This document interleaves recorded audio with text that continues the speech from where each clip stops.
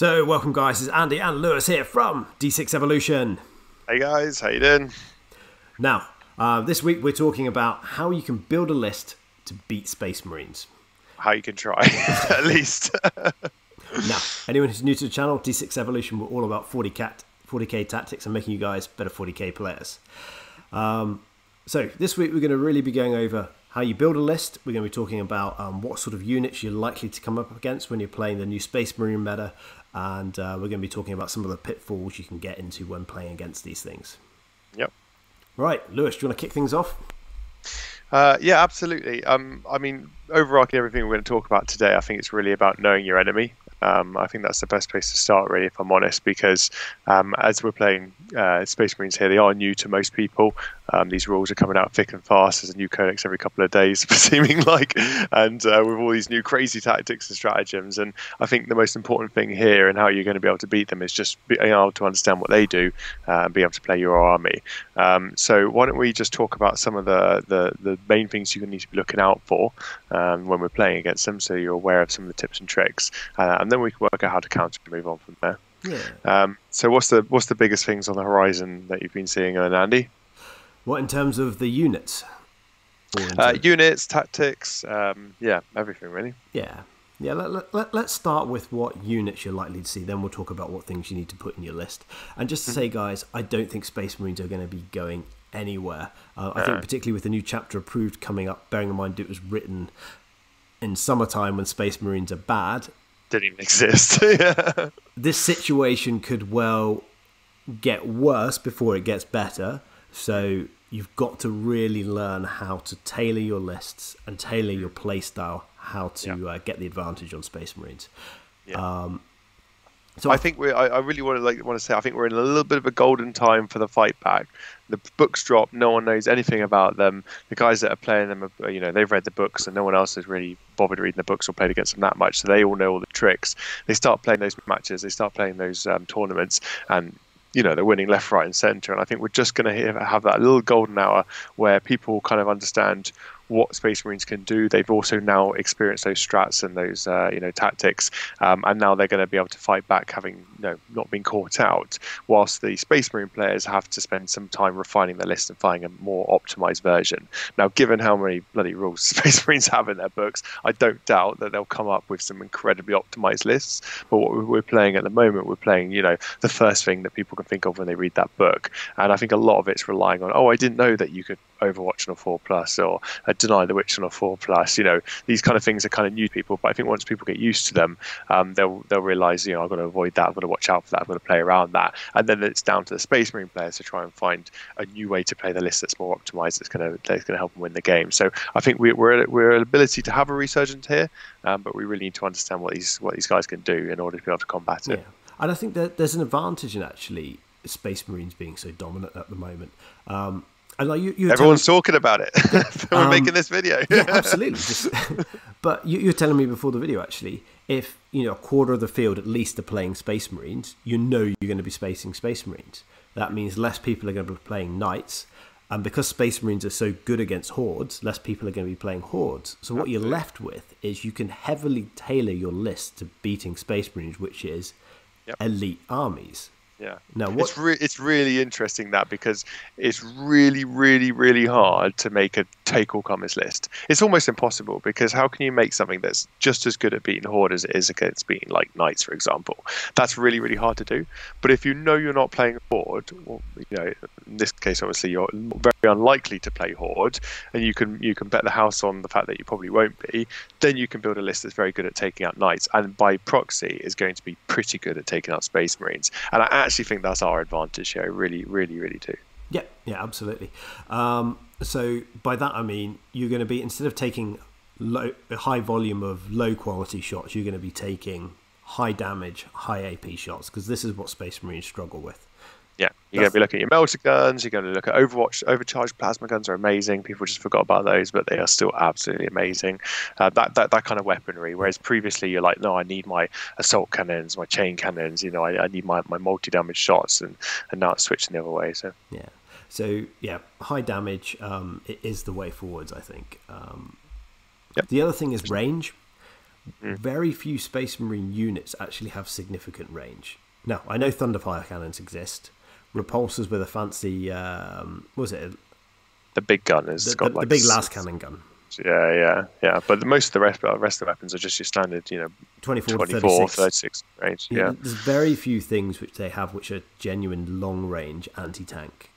Actually, if you can outrange Space Marines, so rather than trying to take on aggressors, for example, at close range, where they're literally going to murder you, if you can take them at a long range, you're on for a win straight away at that point. Yeah, I mean, this is what we're saying. We're saying know your enemy. We know what stratagems they've got, know what tactics they've got, know how they play. Well, here you go. Rule number one, Space Marines tend to be a mid-range combat army. There's a couple of long range, as you said, the Thunderfire cannons, etc. But for the most part, it's going to be that medium range. So you can either build to counter that. So you build for your longer range weapons. So you decide, you know what, I'm going to play, las cannon contemptors or like a fire raptor or something. It's probably quite good because it can stick out of range and come forwards. These kind of things that mean that you can play around that range. Or you're going to go the flip side of it. You go, okay, I'm going to spend as short amount of time in that range zone as possible. So if I'm playing a close combat army, it's one that can travel a long distance very quickly, so I can start out of range and then get into range. Or what I think we're going to see a massive resurgence of, which would be more deep striking, more holding stuff from reserves, coming in, outflanking. Lots of armies have got the 2 or 3 CP, pick up a unit and redeploy it stratagem, like Boys, for example, with the Green Tide, or the Cultists, with Tide of Traitors. These kind of things where you can start way back, Dark Matter Crystal again, and then you can just pounce on in the turn you want. If it wasn't for your 12-inch bubbles on some of this Phobos armor stuff, that would be such a great solution to this, because it means you can stay outside 24 and you can come in. So know that that's their playstyle, and then either develop a tactic or a list that can play around that. You can't at the moment go toe-to-toe in that 24-inch mark. They're the best they in will the game. Literally murder you at that range. And I think expanding on that point, we were talking about outranging them. The other thing is, actually, you've got to be able to survive first turn, because some of these armies, they've got such a punch on turn one that you will not be able to get back into the game. So you've got to develop tactics to... So either it's reserving your army, or for me, I play tank commanders. That's a terrible matchup versus executioners, because I won't win that. But if I switch to playing Talon tank commanders, for example, I can move in and out of cover. All of a sudden, I've potentially got a good matchup from that point of view. Terrain 100%. Dependent, obviously. And just remember, when you were talking about the range, you've got the movement of the model and then the range. I just think that's a really important thing to bring in, because, for example, I've been playing my knight a lot in the LGT, and before that was my main list for a while. And my knight's got 36-inch range on its double Gatling cannons, and I would often come against, at that point in time, other like thermal knights. Thermal knights are very common, and they also have 36-inch range. But what you can do is you can just make sure that you've got 12-inch move on your knight, so you would stick outside 36 range plus the 12-inch on the move, so they have to move towards you to try and get in range. They're not going to be in range, and then next turn you can move in there. So it's not just the range of your weapons. Remember, there's the range of your model as well that gets you into range of those weapons. So something with a long range, that's why I said the Fire Raptor, because it can start a million miles back off, right in the corner, and then it can fly wherever it wants into the first turn to be able to shoot something. So the Fire Raptor isn't a great model, but that's a good example of what I'm saying. That's something. Hey, I love my Fire Raptors. Oh, mate, I've been playing mine a bit recently. They're seriously good. But that's what I mean to say. You can use something that can get into range to fire and can stay out of range first turn. To weather that alpha strike is brilliant. The advantage I found with the Lehman Russes is that you can stay out of range turn 2, turn 3 if you play it right as well. I classically used my scouts to move block the repulsors. If you play it right, you can move block the end of them still. And then you can put the Lehman Russes outside of it, so you can usually get 2 turns at least of shooting against them. Assuming that they don't have range over 36. If they do, with the Talon tanks, you can move in and out of cover. But... So just to wrap this point up, then, we're talking about knowing your enemy. You've got to know that you can't beat them in that sphere. That's what they're best at. It's like playing Tau and going, right, I'm going to charge that Berserker unit. It's like, you're never going to win that. So you play a game where you never charge the Berserker unit, right? You play a game where you hold them off, you use cover, you move, keep them away, whatever it is. So we just have to expand that mentality to a few other armies who maybe not used to playing in that mentality. As a Tau player, you generally know if you've got charged, that's the end of the game for you. So you're trying to play around never being charged, or it happening at a point in the game where where you've kind of already won it. So I think it's really important just to realise that Space Marines are that. You're not going to outshoot them in a 24 to 36 inch range, and you're definitely not going to be able to weather a first turn from them and have any kind of punch back in round 2. So unless you plan for it. Unless you plan for it. So your plan is to avoid it, escape it, weather it, whatever it is, you've got to have a solution for it. So like something a lot of people have been saying now is maybe it's worth bringing transports back into the game because, they're Eliminated, for example, which just will absolutely tear through your characters, and most armies rely heavily on their characters for the combos to make their units more powerful than they would be on their own. Well, you put a character out in the open or even behind cover, Eliminated shoots it, it's dead. So now you're thinking, well, I've really got to be taking my vehicles, I've really got to take my my wave serpents, my chimeras, my rhinos, whatever it is. So that's just part of the plan. You just appreciate that that's the game now. They are going to alpha strike you. They are going to be able to pick up characters to turn 1. What are you going to do to counter it? Yeah. Once you come up with that idea, then you have the solution to the problem. Good. And you can build that in your list. So, like Guard have it's the bodyguards, isn't it? You've got the Tau have the shield drones, even for characters. I think Space Marines even have what's the bodyguards called for Space Marines? But they have them as well. The Victrix bodyguards. Yeah. So there's something in every single list. Except for Chaos, but yeah. Yeah, we don't care about Chaos. Okay, so. Next point I think which everyone should build into their list if you're playing some sort of shooting army is ignores cover. 100%. And do you want to explain why that is, Andy? Because obviously everyone kind of understands. Oh yeah, well, cover. I mean, when Iron Warriors first came out, and when Imperial Fist first had their ignores cover, everyone was like, "That's like the worst trait." And now we're saying, "Oh, you must have this in your army." So what's the reason for that now, Andy? Okay, so actually, trying to shoot Space Marines with a 2-up save just really sucks. It does. Yeah. And with a lot of Space Marines running things like Stealthy, which is always being in cover if you're more than 12 away. It's really going to be hard. Like I played my Death Watch versus the new Space Marines. I found it incredibly hard to get around them always being in cover. It's really, really difficult. But actually, Death Watch have a warlord trait to ignore cover on a unit. So if I'd played it again and changed around my army slightly, ignoring cover on a big unit would be massive. Can I just make a point here? I guarantee you, when you first got the Death Watch book and you're flicking through the warlord traits, you saw ignores cover and you didn't even think about it. You just went straight on to the next one and carried on. Use it. I used it in the final of a tournament it must have been earlier in the year. Well, I didn't know. I used to use the command point back on a 5+. Yeah, of course. Then I got a mirror match versus Death Watch, and the first thing I thought of was, well, clearly I'm taking ignores cover because I do not want to be shooting Space Marines with a 2-up save. Fair enough. I can tell you I've never looked at that past it. But this is what I'm saying again. We say this every time a new book comes out. Every time there's new rules, we say, go back and look at your codex, go look at your rules, because I bet you there's some warlord trait, some stratagem that at the time that you first read that book, you passed straight over because it wasn't relevant. And now just go read it. You're going, right, how do I beat Space Marines? Well, first thing is probably look at your book again. I'm sure there's some tips and tricks in there. As you're reading through, you go, you know what? That could be useful now, whereas before wasn't relevant. So check out your relics, check out the special characters. Strats, everything. There'll be something in there to ignores cover. Absolutely. Can I just double down on the ignores cover value? I have struggled so much with salamanders because my entire army was AP -1. That was at the time before salamanders became really prevalent. AP -1 I thought was kind of the best thing because it tends to be on weapons where you get lots of shots, and that means that it's just the best value I got.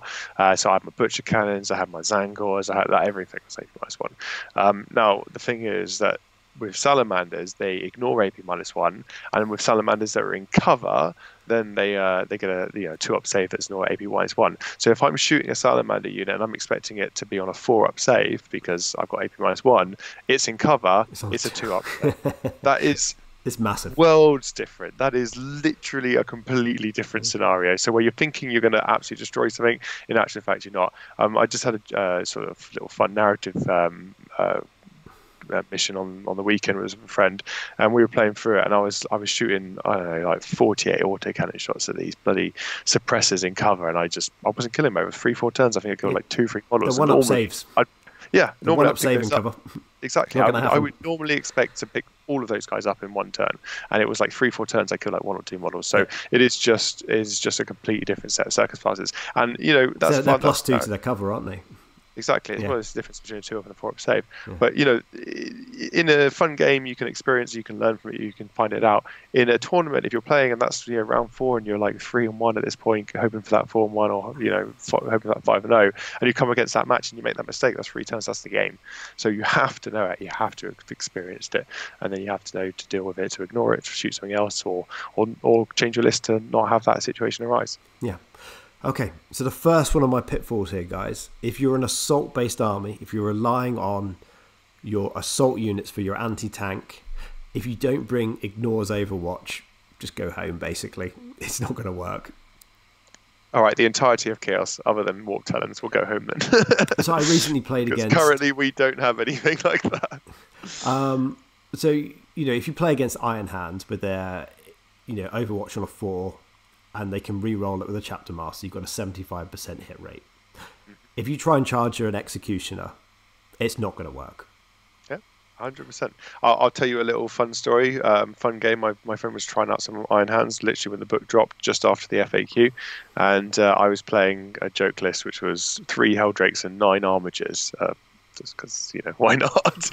And I was actually winning the game. I'd done pretty well, kind of locking up his life and everything, but it got to the end of the game and I thought, I've won the game anyway, but let's have a bit of fun. I had 5 full health Armigers. I tried to charge his Leviathan Dreadnought with the Storm lasers, the 24 shots. He had 2 CP left, so obviously he did the 4+ Overwatch. He was next to Chapter Master, so he got the full re-rolls on the 4+ Overwatch. First Armiger charges in, full health, insta kills it in Overwatch. Second one does the same thing. Third one does the same thing. Fourth one does the same thing. Fifth one does the same thing. So I can pretty much say, and those are average dice, that you are guaranteed to kill a 12 wound or 14 wound, I can't remember how many you got now. 3-up T7 model in Overwatch with a Chapter Master next to you on the Leviathan. It's guaranteed. It's guaranteed. Yeah. So you understand that, and you know that there's no situation where if you ever want to roll the dice and think, I'll make the charge, I'd give it a shot. If I survive, then it's a big swing. No, I can tell you, you're guaranteed to lose that. Yeah. Some people go, oh well, I can rely on terrain. It's like, well, unless they literally place that repulsor next to a wall, yeah, which they're not going to do. You're not going to get it, and you're going to rely on the board. So you have to put Ignore's Overwatch if you've got it in your list, but if you've got it, you probably are playing it anyway. But for someone like Chaos, I genuinely don't know what the answer is. I only play Chaos, so I play a little bit of Elder and Drakari and stuff, but I mainly play Chaos, and I cannot think of it. The only thing we've got to ignore Overwatch is Warp Talons coming out Deep Strike, but you get a Phobos armor, 12-inch Deep Strike bubble deny. They're not making charge. Even with all the pluses in the world, you can only get back up to maybe an 8+. And it's not happening. So I do not know. I literally can't figure out how to get around that right now. The best I can figure is just playing stuff like, again, you're back to your super tanky units. Yeah. Well, just eat the Overwatch. Lord Discordance is what I've been playing with. A 24-inch range, so they can stay way out, clear around corner, keep them out, and then just move them out, warp timing them up, advance and charge them, and try and get in there. But as I said, he won't survive Overwatch. So, that's got 2-up saves, so it's a bit more likely to survive it, but you're probably going to take down to 2 or 3 wounds, and then once you get in there, what are you going to do? Survive around a combat and die? So I can't. The best, honest to God, the best thing I can figure out right now for Chaos is Nurglings. Take a 9-man squad of Nurglings, start it 9 inches from their deployment zone, pay 2 CP to give it 4+. It's invulnerable save on turn 1, and just try and wrap it, and then bring everything in after that. But this is what I'm saying you have to do. You have to understand that is going to be your Achilles heel, or that's going to be the problem you have to solve in that game, and if you want to win it, and then you have to be building your list to design it. So no way of any of my lists started with 9 Nurglings, but now I'm like, it's about the only way I can figure out to get in there, get you wrapped up to bring in my hard-hitting close combat units and actually win the game.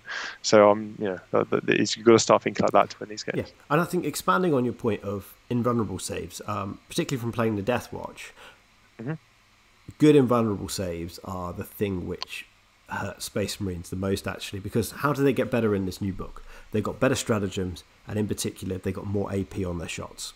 Yeah.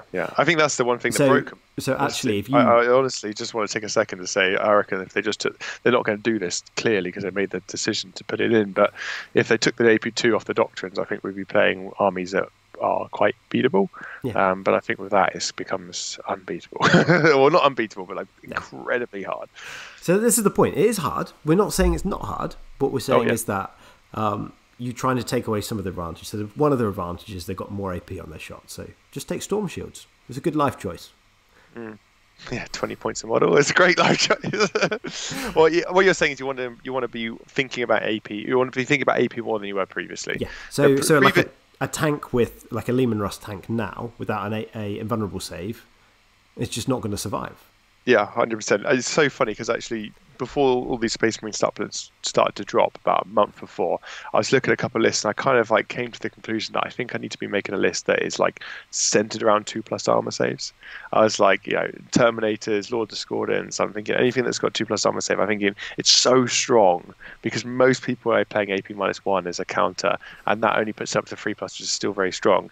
The second those books dropped, it was like 2+ armor save is totally irrelevant. You might as well not have an armor save. Now you're back to thinking things like demon saves on 5+ are probably like the best thing in the game again right now because how prevalent they are and how easy, how that just completely neuters one big chunk of the Space Marines armory, which is the AP -2. So yeah, no, I think it's super important. So I think the next thing we've kind of touched on a few times already. When you're designing your list, don't design it around deep strike charges. I think that's dead, unfortunately, which sucks. So you've got what they call the infiltrators. Infiltrators with the 12-inch, with a 12-inch denied deep strike. So you literally can't charge them. Yeah, and people are taking them. I mean, if they weren't that prevalent, if they're kind of like, well, most people don't take that unit because they're building a list around something else, then I would say you could probably still run the deep strike heavy lists. But the fact that most people are just taking them anyway, like even not because of the 12+, it's just because they're good troop choice. They've got good weapons and they fill that slot very nicely to give the CPs. People are picking them and it's like, oh, great. That literally just shuts down that build because you can't even declare a charge. Second thing is Eliminators, which a lot of people are running 3 squads of. The ability, if you take a bolt carbine on a sergeant, the ability to fall back 6 inches, again, makes them essentially unchargeable. Yeah, that means that people aren't playing Eliminators like that, which is weird because when I read that in the book, I was like, shit, people are just going to be using these as screens, like falling back. Put those with an infiltrator, fall back, it's an impossible screen to charge. But people are realizing that the infiltrators do the job anyway, so they're not playing the Eliminators as a screen. They tend to keep them like further back to keep them for the damage. So, but what I'm saying is, if you didn't use them, if people didn't put their infiltrators in, they could use. Oh yeah, they would use them instead. Yeah, for sure. Because you wouldn't need to use them in every game like that, obviously. But you know what, mate? Like, this is the point with the Space Marines is they've got so much in their list that people aren't even getting to the point of having to think like that because, for example, a lot of people are playing like Invictus warsuits, and just by virtue of having the Invictus warsuits pushed out, and they're probably playing scouts because scouts are still the best, cheapest, and they're pushed out. They've got these screens that go out, half the board at deployment, so people aren't able to get in to charge anyway. So this is why infiltrators are almost redundant in the fact that they're not needed because they're screening off the board anyway. So there's so many ways for them to screen. Like, it's just, how do you deep strike into that? You just can't. Okay, so say your opponent didn't bring the warsuits, he forgot his scouts, he forgot his Eliminators. What Space Marine army is he playing? Right, you've still got impulsors and repulsors, -2 to charge those. I know, like people like Dana, that he's just brought his he's using 6 impulsors because how can people charge that? Oh dude, he's playing 6 because they're like 90 points or something. But they're 90 points, they make the perfect screen because they're -2 to charge and they've got fire. Oh no, I mean, even if they're 125 points like a wave serpent, you still play like that. But it immediately shuts down that sort of build of an assault build because you can't wrap it. Sure. You barely can charge it. The thing with that shutdown and the charge like that, like the 12-inch no deep strike bubble is only relevant for coming out of deep strike. The problem with the -2s to the charge like that is that actually fucks up. Sorry, I'm so annoyed about it. That actually cocks up regular charges. Sorry, that actually cocks up like regular charges because the amount of times you get out of a transport and you move your 6 inches and you're still got a 7-inch charge. Well, that 7-inch charge is now a 9-inch charge. It's like that is back to being in a really hard charge again. So it's like play my Lord Discordants and I would start them, I don't know, 24 inches away, and they move up and then they get warp timed. Oftentimes they've still got like a 5 or 6 inch charge, which is now a 7 or 8 inch charge, and now suddenly it's a tricky charge again. So those minuses to charge are big time dangerous, especially when they've got things like thunder fire cannons that reducing your movement as well. So it isn't just the deep strike; it's just general close combat. It's just general charging. It's just almost impossible. So yeah, and then you double it down with, like, I don't know, if you really wanted to put in custodians or something like that, or tanglefoot grenades and stuff, and it's just like. How would you to injury at that point? How would you go? I mean, we were talking like 4 or 5 months ago. It's like, well, see, close combat is still really tricky, but if you do this, you do that. If you play it well, it can be pulled off, and it can be really powerful. And now it's like, how? Well, you can still do it, but it needs to start on the board. And like super quick things like your Lord Discordants, for example, will work. Blood Angels Slam Captains doing the Forlorn Fury at the start of the game can certainly catch people out. Yeah. So there are definitely things, if you've got the speed, it's good. But what you can't do is going from Deep Strike without Ignores Overwatch and expect, to do well. Because it's just not a build which will work. Yeah. So, just last point on that is that we mentioned terrain, and you can't always be reliant on terrain, but when the opportunity takes you, you should look at it. I mean, the things about Smash Captains and stuff like that, and the Chain Lord and things like that, is that it's a 25 mil or 32 mil base. It's a single model. There's normally a way, like Assassins are saying, that you can find somewhere at some point in the game across a tournament where you can hide that behind terrain when it comes in and get the no Overwatch off. So just be looking for it. I mean, it's not, you wouldn't build your entire army around it, build an entire list around it, but just be aware that it's there, because these guys, this is what I'm kind of saying, people who come in new to Space Marines, they're used to like, oh, I've got a way for you never to be able to deep strike me or to charge or whatever, or you can't take the Overwatch. That will force them to be sloppy, because it will be rare that they'll come up a situation where that fails, and it's only by failure that you learn. So they'll be playing, and there will be a chance they get sloppy, and you can slide that model in there, get that no Overwatch deep strike charge off, and then hope that you kill them before they just fly away next turn, because they have fly. Or just bring a Rhino along and just use it as mobile cover, hide your dude behind it, and then run it. Yeah, 100%. But this is what you need to be thinking. This is exactly the way that you need to be thinking. And if you want like a good 10 different ways of ignoring Overwatch, I did a video, God, it must have been like 6 or 8 months ago now, of all the silly little ways you can avoid Overwatch with all the crazy little shenanigans in it. I'll drop it in the show notes below, a link to it. Yeah, I just want to pause there for a second and just recap of what I said at the start. The way that you're going to be beating Space Marines is by knowing what they can do and having a game plan to be able to beat them. And so if you have tips and tricks up your sleeve, it won't be every game that you pull out the no Overwatch charge from behind a Rhino move. But the point is that isn't the one thing in your repertoire. You have 150, 200 moves in your repertoire, of which that's one. So when you're playing that game, you go, okay, well, I'll pull out this one in this game, and this one in that game, and that one in this game. And those moves will let you win the game, because you'll be playing better. You'll be playing better than the person you're beating. And I'm a massive advocate of it's skill over list. These armies are ridiculously powerful. Any chump can pick them up and play them reasonably well. So you have to play really well in order to beat them, and that's what we're trying to go for each day, is teaching you how to play really well. Good. So the last thing in our list building is we're going to, instead of asking can you beat knights, can you beat hordes, we're going to be talking about what Space Marine units you're going to have to face, and do you have a plan for them. Yeah. And so the first two things, which are kind of the same thing, I think, is aggressors and assault centurions. Both are almost physically unchargeable. Like, the Assault Centurions are going to have a Hurricane Bolter and 2 Flamers each. Yeah. If you use long-range marksmen, they've got an 11-inch range on those Flamers. Yeah. Aggressors, we know what aggressors do. They've got 1 billion shots each. Yeah. So both of those are super strong.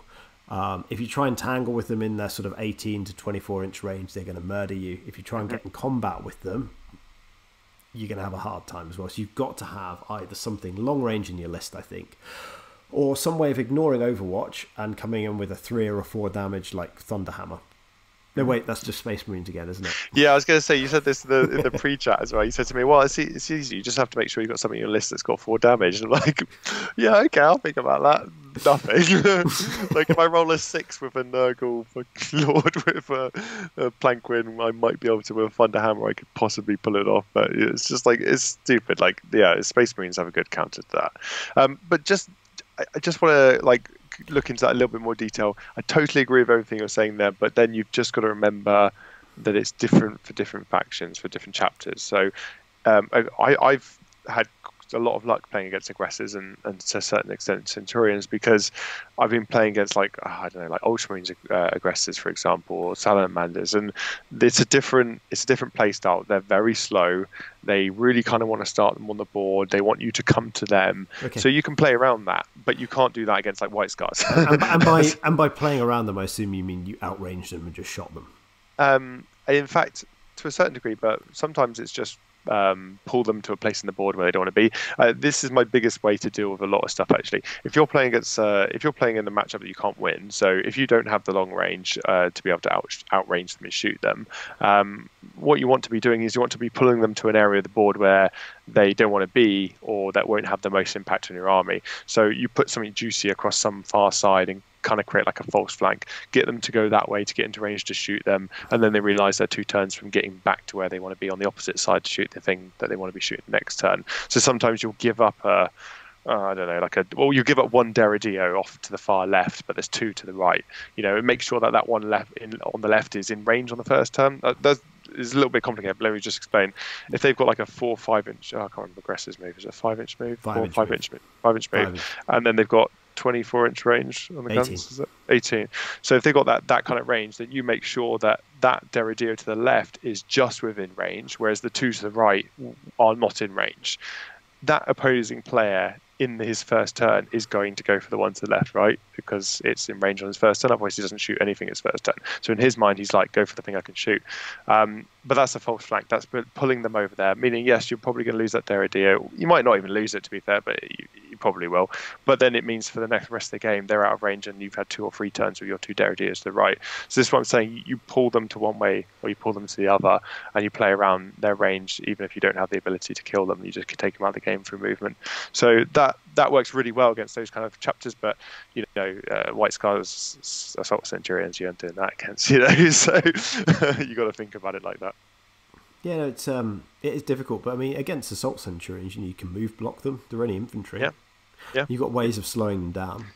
Tagging them with a unit that could probably survive 1 round of combat, but not 2, is sometimes a good way, because it means that in your turn, they're locked in combat. Yes, in their turn, they kill you, but that means they don't move in that turn. So, you know, if you can chuck it, I use this a lot with my Zangors, for example, and I do it against like big squads of boys or something. I'll try and just tag 1 on the back corner. Maybe the second one can pile in and get a couple of extra attacks, but it's not the full unit hitting me. But then it's tagged in combat, and then it can't, fall back and charge or whatever. So, yeah, just ways you can find to kind of push and pull around and just play with movement. At the end of the day, when you're playing this game, it comes down to the movement, how you can control movement, and that's got nothing to do with the AP of the weapon or the strats that they've got or anything like that. It's just typically how you can outplay the other person with movement. Yeah. So that doesn't matter if they're playing Space Marines or they're playing, Harlequins. It makes a difference. Yeah, I'm going to do some good. There's ways of trapping really scary assault units in combat. There's ways of doing it. I'm going to do a video on this actually. I did one a long time ago, but I think this point needs to be expanded. You've got ways of, particularly with some chaff units and something really durable on one end, there's definitely ways you can just pin them in well, not pin them, but you can stop them. And terrain plays a big factor in that as well. If they're around terrain, because at the end of the day, you can only pile in 3 inches, can't you? So if they're stretched out and in a line, you just come in at one side, that far end. You come in one side, and that far end then won't be able to pile and consolidate into combat. So there are lots of things like that. The other neat way you can do it is you tag in on one end with a unit which is very hard to kill, that one model is more than an inch away from the rest of the squad, and then you base the rest of the squad with a unit of Imperial Guard. So nothing else can move. Only one guy can ever attack the Imperial Guard. Yeah. Of course, they may just fight twice and kill. You don't even have to be in combat. They can only pile into the closest model. So you could just do that with a unit that doesn't even get into combat. You can charge with one unit, and then you can have another unit just very close to them. So when they pile in, they'll pile into that second unit, but not the unit charged. But this comes back to exactly what we said at the beginning.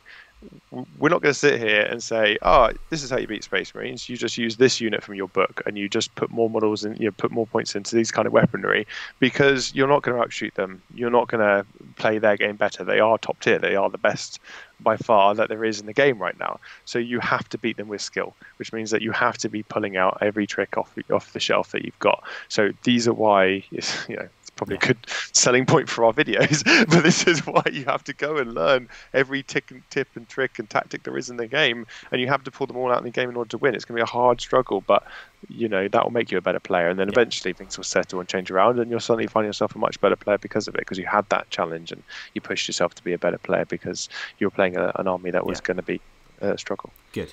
So the last two units, I think we've covered them already. We've covered the last two things to build around is you've got to think about eliminators and you've got to think about the triple repulsor lists, which I think we've kind of covered already, haven't we? Yeah.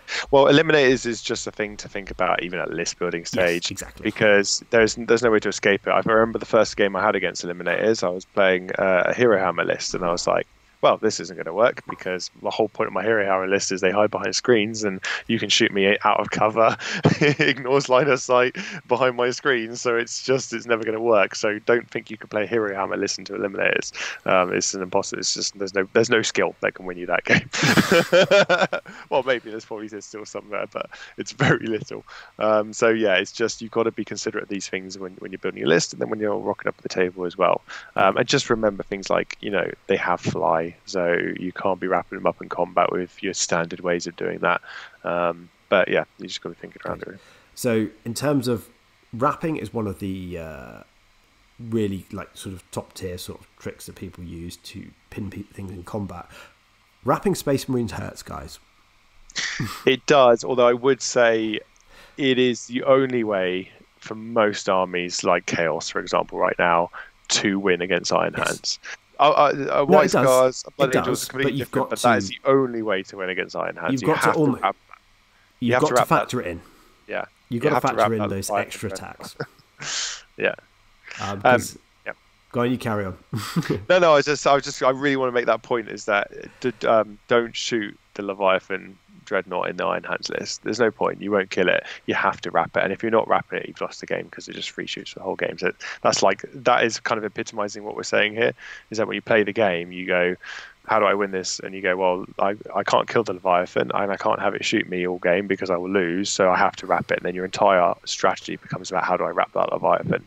And if you don't have the tools to do it, you have to go back to your list building phase. If you do have the tools to do it, you've got to make sure you execute it. But that is what we're talking about here, where you find the through path to win the game and make sure that you can deliver on it.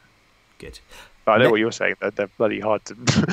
Well, to they punch back a lot. Well. They punch back a lot nowadays. Sure. So if you think, I'll just wrap it with one little unit of berserkers. Yeah, no, for sure. Just regular Space Marines have all got 2 attacks now, haven't they? Which is just ridiculous. That's from Doctrine. They're going to be -1 AP on those chain swords. Yeah. And then the Assault Doctrine. Yeah. Anyway. Yeah, but the Infiltrators as well. They get 2 or 3 attacks, I think. Yeah. Or I can't remember what it is, and then White Scars obviously get them double damage later in the game. It's just there's so much that just makes it very hard. Okay, next tip. Now this is a good tip. If they bring a drop rod, abuse the crap out of it. It's the best unit in the game for your opponent, honestly. If you're playing the Space Marines. So yeah, 100%. If they're bringing the drop pod, it's because they want to bring it in turn 1, right? There's no point, because otherwise there's lots of other ways of getting units in turn 2 and turn 3. So they bring the drop pod because they want to bring it in turn 1. They're almost certainly, because they're playing Space Marines, thinking about close combat, because otherwise you talk about charging out of a drop pod, and typically your pluses to your charges and stuff are very difficult to get up where you need it to be turn 1. So it is almost certainly they're bringing something like Grav Centurions or Grav Devastators or something out of those drop pods. So they're expecting to land down, obliterate the unit, and for that unit to die. And that plan will work 100% for them. Those Grav Devastators will come down, they will kill whatever they need to kill, and then almost certainly they will die the next turn. But the point is that if you get in that plan, that drop pod stays there. So that drop pod is your linchpin to your army. That is now the best model in your army. Yes. You must protect that drop pod they've given you at all costs.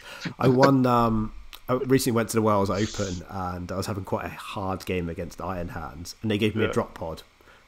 And from that point on, it was unwinnable for the player because I was playing Deathwatch, who can fall back and shoot and still charge. Yeah. And apart from that, I just had characters, so the whole board. So you just everything was tagging on it, and then you just fall back, shoot your whole thing, and then tag back onto it.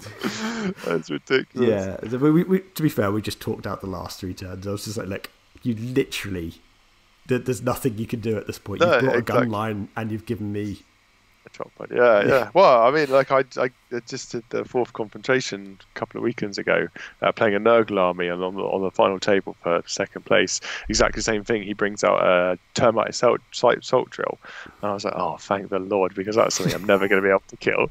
And I had 60 blade bearers. Everything was just touched again. It was like turn 2. I was like, yeah, he's playing Advent gunline. I was like, that's it. You can't shoot anything in my entire army. I'm holding all the points. I'm not going to move. You're not going to kill anything. So the next 5 turns is just 3-point swing to me every turn. And it was like, oh yeah, that's it. That's game over. So we finished after like half an hour. But so that's what we're saying. That drop pod, to make a point, you wrap it, you tag everything around it, and then remember, if you're tagged in combat, if you're wrapped in combat around that dreadnought, every combat phase, which is twice a battle round, you get a 3-inch move, a 3-inch pilot, and 6-inch consolidate. 3-inch pilot, 6-inch consolidate. So every battle round, your models 3-inch consolidates. 3-inch consolidate. Yeah, sorry. So every battle round, you're moving 12 inches. Yeah. So if that thing's in your deployment zone or just outside your deployment zone, you can tag it. You're probably going to get, for the majority of your army, more movement out of the game by being in combat with that than you would be if you just tried to move up, and you're completely immune to shooting. Like, if I told you, oh, there's a strat, it doesn't cost anything, but it gives you 12-inch movement at a battle round and you can't be shot, you'd be like, that's the most amazing strat ever. Yeah, it's called a Space Marine drop pod. And your opponent pays points for you to use it. Your opponent has to pay 75 points for it, or 60 points, whatever it is. So it is amazing. Obviously, like, you want to be able to make use of it. If you're playing a gunline army and you charge into combat with a drop pod and then you can't fall back and shoot, you're cocking yourself up as much as anything else. Yeah. But for something like Plague Bearers or something, it's just a godsend. And if you're a Space Marine player and you brought a drop pod against Plague Bearers, just leave it in reserve. Yeah, leave it in reserve till turn 4. It will auto explode and you won't lose the game. Yeah, or drop it right in the very rear corner of yours. It's still a liability. It's still a liability. Whatever you put that on the board, your opponent will go and tag it, and you'll have lost. So just. Yeah, it's probably worth playing. I obviously make sure the Devastators don't die inside it. Let them start on the board. But yeah, you just don't want to bring that thing down. But this is the thing that we're saying again, is that the Space Marine player, he's playing his army. He's got this thing that he's realised it's a good tactic. It's worked really well for him. Drop it down, blow up a unit. It's great. He's not thinking about the counter to that until it happens to him. So this is why I say we're in this gold now. We're in this moment where people can go, all right, you're going to do that. Okay, I'll do this then. And then that catches that Space Marine player out, and that's how we win these Space Marine remember, games. guys, you've got your AP dash attack still. So if you play Imperial Knights and someone brings a drop pod, you run in with your AP dash attacks, which is in the FAQ in case anyone's wondering, and you just punch them with 5 strength 8, 1 damage attacks. Just in case people don't know what you mean by AP dash attack, is that you can opt to not use your whatever weapon you're equipped with. Every model in the game has the opportunity to just strike with what's called like the melee weapon or close combat. It's like a little finger or something. So basically you use your number. You have to hit with all your attacks because you have to attack if you're in close combat, but you can choose to attack with just your regular strength with no AP, regardless of what weapons you're equipped with. And that's really big. That is so big, because that means you can choose not to kill the thing you're in combat with. And just the flip side of that, little bonus trick for today, it works the same with saves. You don't have to take your regular save. You can choose to take your invulnerable save. So if you want something to die because it's been wrapped and you need it to die so that you can get out of combat, then you can choose to take an invulnerable save instead of your regular save, and obviously fail it and then die. So that's nice. So there's those kind of things what we're talking about. If you're going to win these Space Marines games, it's because you're playing better than your opponent. You're playing better than the opponent because you know all these little tips and tricks and you're doing these things to win, whereas they're just rolling dice and hoping they can win because they've got a more strong army, and that's it. Good. So I think the next thing to talk about, and we're not going to cover this in too much detail, is play the mission. If you're playing ITC, know if you're going to be holding more, you're going to be killing more. Know what objectives you can realistically achieve against the Space Marine army when you're building your list. We're not going to cover how you play ITC. We're not going to cover everything about it, but just know, read the mission, figure out how you're going to play it to win. And it's probably not going to be by killing them. Yeah, let's just hark back to something. If we go back in time now, there was a point where you were playing your jet bikes, right? Custodies jet bikes, and you're playing against knights. and you played the match a couple of times and you kept losing all your custodian jet bikes and weren't beating the knights, and you just said, oh man, this is, knights are so strong, 3-knight list, god, how are you supposed to compete with that, with the battalion and stuff, back when they had all of their tricks and stuff. And then you went, okay, well, I'm not going to be able to outbeat them, I'm not going to be able to outpower them, the 3-knight list is the scary monster. How do I win the mission? And then, like you said, you just brought them in turn 3 and just sat on all the objectives and won on the objectives. It wasn't about firepower dice. It was just chose about to go second. So then they've only got two at least battle round, two battle rounds left to kill me. It was fine. So you sit on game objectives. That works. Exactly. If you can tag something, you can tag it. You're super OPSEC, so you're going to take them from them, and that's it. You're just playing that. It's not about dice. It's not about strength or weapons or anything or AP. It doesn't matter. It literally is just that. So this is what we're saying. We've said it every time we do a tips or tricks video or anything, or every time we have a discussion. Work out how you win the mission, and that's got nothing to do with anything else other than how your army plays that mission. And don't try and beat someone at their own game if they're better than you. Space Marines are top tier. They're going to be better than you at shooting at, at that range of 12 to 36 inch range. They're going to have more tricks. They're going to have all this. So don't plan on beating them like that. Plan on beating them in other ways. Yeah, like winning the mission. Yeah. And it's still like 120 plague bearers that can wrap around a drop pod will guarantee to beat Space Marines if they can wrap around that drop pod. If they can't, then they're screwed. So then the last thing we're going to talk about here is everyone owns a Space Marine army. Maybe you don't want to play Space Marines, but you know someone or you have one yourself. So practice against Space Marines. Practice all the different codexes. Practice the common builds, and then you know what they're going to do.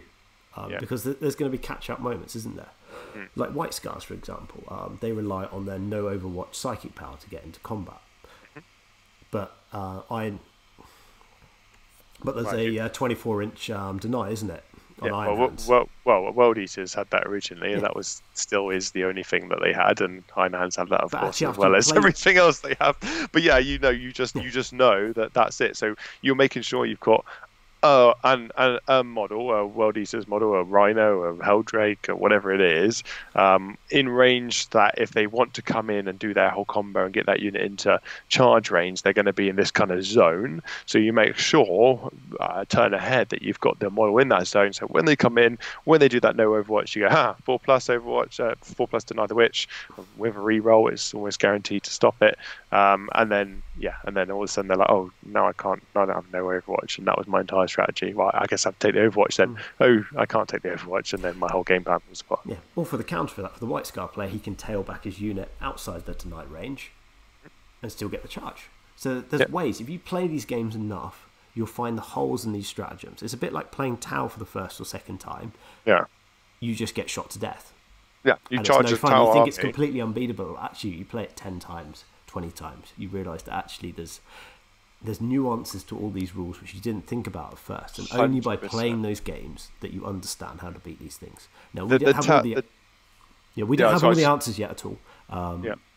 But the more we play this, the more we're going to get to know exactly how to beat them. And guys, if you've played more games, if you think you've got things that we've not covered already, put them in the comments below. And obviously, all the codexes are so different that there's still going to be individual tips depending on which codex you're playing. We know about Iron Hands, we know about White Scars and Raven Guard. No one has a clue what salamanders are going to be yet until they've FAQ'd that. And what's going to work well for them? I mean, it's obvious when you read the book they're trying to push the flamers and the melter guns, but it may well be something completely different that actually becomes the top tier build. Just because GW thought it was going to be good doesn't mean to say it is. I just think versa. Generically that +1 to wound is going to be amazing. Regardless. 100%. But anyways, hope you liked the video. We're going to be back soon with some more videos. So we took a little bit of a break for a couple of weeks with the channel, but we're back on it now. Indeed, yeah. And it's going to be more chaos soon, isn't it? Oh boy, Psychic Awakening 2. Hopefully we'll have all the tools and things that we need to beat Space Marines. Because if anyone's going to do it, it is going to be the Chaos, because they're specifically designed to beat Imperium. I've just been thinking, just as a little preamble to that, it's going to happen in a couple of 2 weeks' time, I think. I was looking through all the book and thinking all the stuff that's like, oh, when you're facing Imperium, you get reroll to wounds, you get +1 damage, you get, you have Death to the False Emperor. And I'm thinking, a lot of Space Marines coming out. This stuff could be really good, So let's see what comes out of those books. It's going to be exciting. Good. Take care, buddy. Bye, guys. Bye.